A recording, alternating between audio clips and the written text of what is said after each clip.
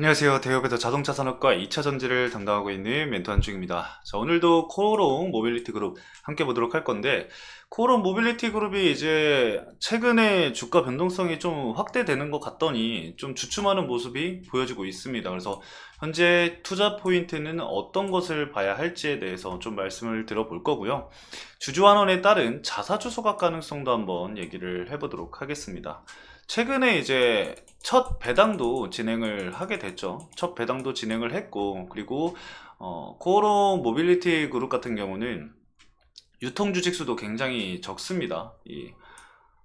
21%인가 아마 그런 걸로 알고 있는데, 자사주도 그렇게 많은 물량은 아니지만 그 자사주 소각에 따른 주주 환원 정책을 고려해 봤을 때 우리가 체크를 해볼 수 있는 게 바로 정부에서 진행을 하고 있는 밸류업 프로그램이죠.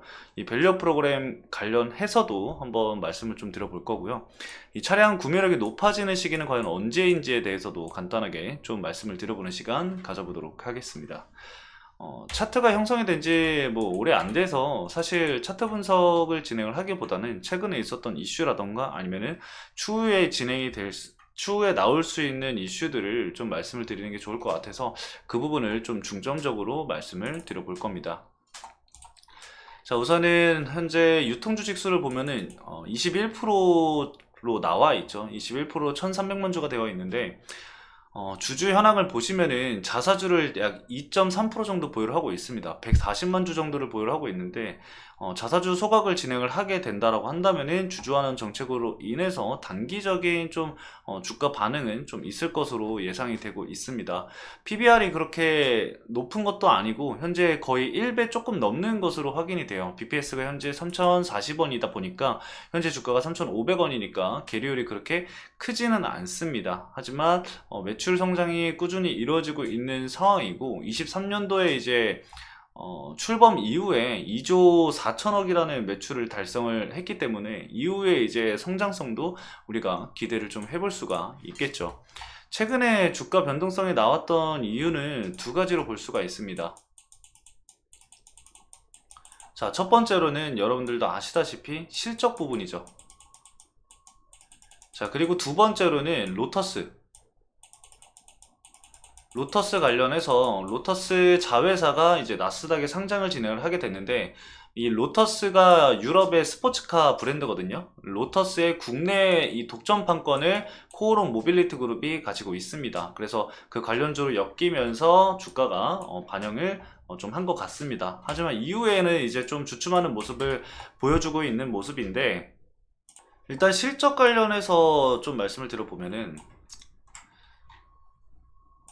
이게 조정의 이유는 크게 될 수 있을 것 같지는 않지만 명분은 어느 정도 좀 주어졌다라고 봅니다. 그래서 좀 보면은 4분기 실적 발표 이후에 정정을 좀 진행을 했죠. 실적 정정을 한 걸 좀 살펴보면은 4분기 실적 정정고시를 발표했는데 이에 따라서 영업이익이 지난달 29일날 발표한 167억 원에서 110억 원, 당기순이익은 106억 원에서 39억 원으로 정정이 됐습니다. 좀 큰 폭으로 정정이 좀 되긴 했습니다. 거의 3배 정도의 차이가 있었기 때문에 계리평가 재평가로 인해서 회계처리 조정에 따라 실적을 기재 정정했고 이 확정 급여 채무 이 평가 차익을 손익에서 자본으로 변경함에 따라서 영업이익과 그리고 당기순이익이 감소했다라고 보시면 될 것 같습니다. 그래서 굳이 그렇게 이 주가를 끌어내릴 만한 이슈는 아니라고 생각을 해요. 다만 주가 조정에 따른 명분은 될 수 있었다라고 보시면 될 것 같습니다. 자, 그리고 두 번째로 우리가 좀 봐야 될 부분이 이 BMW 이슈인데 이 코오롱 모빌리티 그룹이 판매하는 점유율을 가지고 있는 브랜드 수입 외제차의 가장 큰 게 바로 BMW입니다.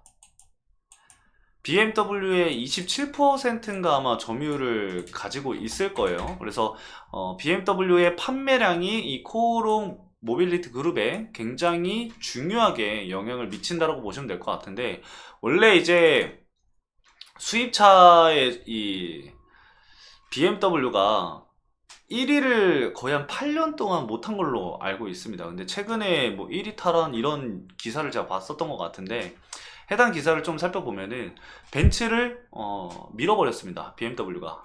그래서 서머리를 좀 살펴보면은 올해 1, 2월 시장 점유율이 BMW가 35.5%고 벤츠가 22.3%라고 해요. 벤츠가 주춤하는 사이에 BMW 성장세가 이어지고 있고 5 시리즈가 이 5 시리즈가 판매량을 견인을 했다라고 합니다. 그래서 내용을 좀 간단하게 살펴보도록 할게요. 국내 수입차 시장에서 30%를 넘는 신차 판매 시장 점유율을 올리며 꾸준한 인기를 누리던 이 벤츠가 최근 5년간 하락세를 이어오고 있는 상황이고, 벤츠가 이 하락세가 나오는 사이에 BMW가 꾸준히 이 점유율을 올리면서 점유율 30% 고지를 넘어섰다라고 합니다. 이 판매 점유율이 높으면 높을수록 BMW 판매량이 많아진다는 것이고, 이 BMW를 판매하는 이 코오롱 모빌리티 그룹이 당연하게도 이 외형 성장이 나올 수밖에 없다라고 보시면 될 것 같습니다.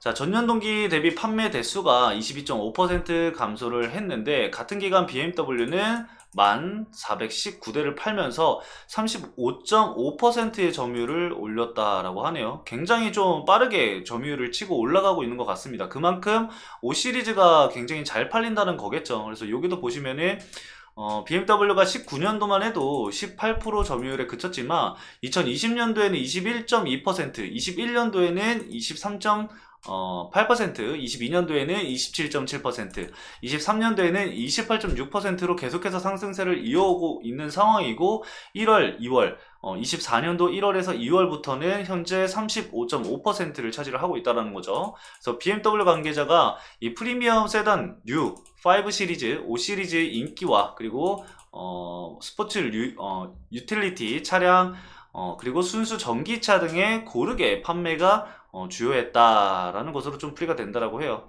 그만큼 지금 계속 5 시리즈 얘기가 나오는데 5 시리즈가 그만큼 잘 팔리고 있나 봐요. 저도 5 시리즈는 안 봤는데 한번 나중에 좀 찾아봐야 될 것 같네요. 한번 보고 얼마나 이쁘게 잘 빠졌으면은 이렇게 판매가 잘 되고 있는지. 그리고 베스트셀링 모델 1위를 현재 달리고 있다라고 하네요. 그래서 이에 힘입어서 8년 만인 지난해 수입차 왕자를 탈환한 BMW가 올해도 1위 수성을 하는지, 제가 아까 얘기했던 8년 만에가 맞는 것 같네요. 8년 만에 이제 1위를 쟁취를 했습니다. 이 쟁취를 가져온 것은 뉴 5 시리즈다 라고 보시면 될 것 같습니다. 그래서 일단은 시장 점유율을 계속해서 가져가는지를 좀 체크를 하면서 보시면 좋을 것 같고요. 자, 그리고 이제 차량의 구매력이 좀 높아지는 시기를 우리가 생각을 해봐야 되는데, 그건 이제 금리가 인하되는 시점이라고 저는 생각을 합니다. 금리 인하. 어쨌든 금리 인상이 될수록 실질 금리도 올라가게 되고, 그렇게 되면 우리가 이제 돈을 빌렸을 때 갚아야 되는 이자율도 올라가기 때문에, 그로 인해서 신차 구매력이 굉장히 낮아질 수밖에 없거든요. 여러분들도 아마 차를 구입을 하셔서 그 자동차 살 때 이자 생각을 해보시면 딱 느낌이 오실 것 같아요. 그 이자가 진짜 1%만 차이가 나도 금액적인 부분이 크게, 수입차 같은 경우는 또 크게 나기 때문에, 그런 부분들을 고려했을 때는 이 금리 인하가 이루어지는 시점에서 신차 구매력이 굉장히 높아지고, 그에 따른 이 코오롱 모빌리티 그룹의 매력도도 올라가지 않을까 생각이 듭니다. 그래서 그 시점까지 우리가 좀 지켜보면서, 현재 시장에서 관측이 되고 있는 게 계속 이제 얘기가 좀 달라지고 있는 상황이죠. 뭐 6월 달에 금리 인하를 할 거다. 그래서 올해 뭐 3번 금리 인하를 할 거다. 뭐 이런 얘기가 나오는데, 최근에 이제 연준 의원들의 발언을 좀 생각을 해보면은, 말은 그렇게 했지만 3번 인하를 확정하는 건 아니다, 무조건 3번 인하를 하는 건 아니다, 이런 식으로 또 말을 돌리기 시작을 했습니다.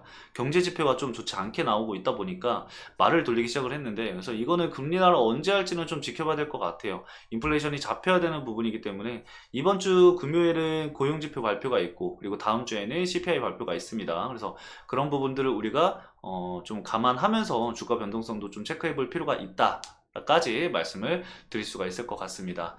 현재 아직까지 뭐 유의미한 박스권을 형성을 하진 않았습니다. 매물대가 현재 형성이 되어 있는 시점 하단에 위치해 있는데, 이 가격대를 이탈하지 않고 좀 딛고 다시 올라오는 흐름이 나와주는지는 좀 더 지켜봐야 될 것 같습니다. 일단 단기적으로 이제 지켜줘야 될 가격대는 121선 위쪽인 한 3,400원 정도로 좀 체크를 해두시면 좋을 것 같아요. 그리고 이제 추가적인 하락이 나온다고 했을 때는 이전 저점인 2,600원까지도 하방으로 열리게 되니까 그 부분은 좀 참고하셔서 대응 전략을 짜실 때 참고해 주시면 될 것 같고, 상단 밴드로는 4,500원까지도 열려 있습니다. 그래서 밑으로는 2,600원, 그리고 위로는 4,500원까지의 밴드가 형성이 되어 있다는 것만 체크를 해주시면 좋을 것 같습니다. 자, 오늘 간단하게 여기까지 말씀을 드리면서 마치도록 하겠습니다. 오늘도 시청해주신 여러분들 감사합니다.